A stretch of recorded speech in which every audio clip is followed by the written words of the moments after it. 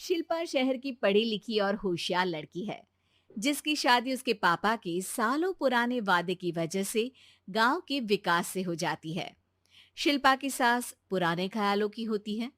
अरे शहर की हो, इसका मतलब ये नहीं कि जो मन आए करोगी। घर के कुछ नियम है जो तुम्हें भी मानने पड़ेंगे। हाँ। मम्मी, मुझे रीति रिवाज से कोई दिक्कत नहीं है, पर ऐसे नियम जिनका कोई मतलब ना बने, वो तो गलत है। हाय, देखो तो। अरे घर आए एक दिन पूरा नहीं हुआ और सास से जुबान लड़ाना भी शुरू। नहीं हो, बहू हो, अपनी हद में रहना सीख लो। हाँ। इतने में विकास भी वहां आ जाता है। माँ, मुझे लगता है शिल्पा को घर रहने की जगह दुकान चलना चाहिए।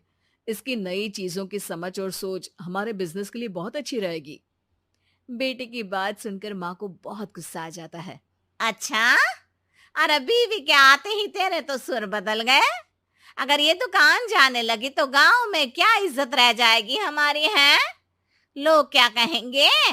ये कहीं नहीं जाएंगे बस। हाँ। माँ के आगे और कुछ बोले बिना विकास वहां से चला जाता है और सास शिल्पा को घर के कामों में लगा देती है।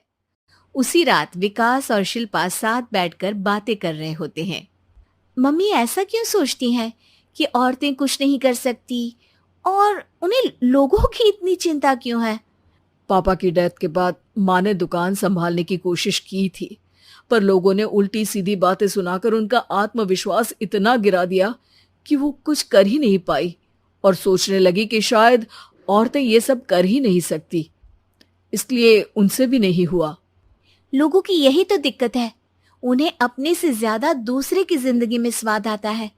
वैसे लोग जिनसे डरते हैं ना, उन्हें ही तोड़ने की कोशिश करते हैं। आप फिक्र मत करो, मम्मी की सोच बदलने का तरीका है मेरे पास। और अगले ही दिन से शिल्पा अपनी सास की सोच बदलने और लोग क्या कहेंगे के डर को खत्म करने की जद्दोजहद में जुट जाती है। मम्मी, आपको पता है, गीता बबीता, अरे जिनके ऊपर दंगल फिल्म भी बनी है, मैं फिल्म बिल में नहीं देखती। हाँ। वो हरियाणा की लड़कियां हैं। दोनों रेसलर हैं।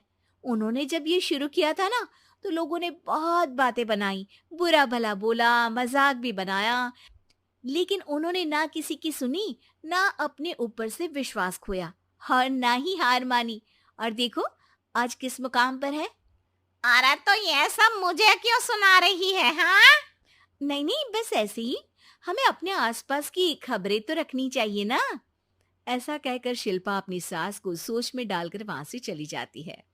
अब शिल्पा हर दिन दुनिया के अगेंस्ट अपनी हिम्मत से सक्सेसफुल बनने वाली लड़कियों की कहानी अपनी सास को सुनाने लगती है। इसी तरह कुछ समय बीत जाता है। और माँ, आजकल बहुत चुप चुप रहती हो, सब ठीक तो है ना?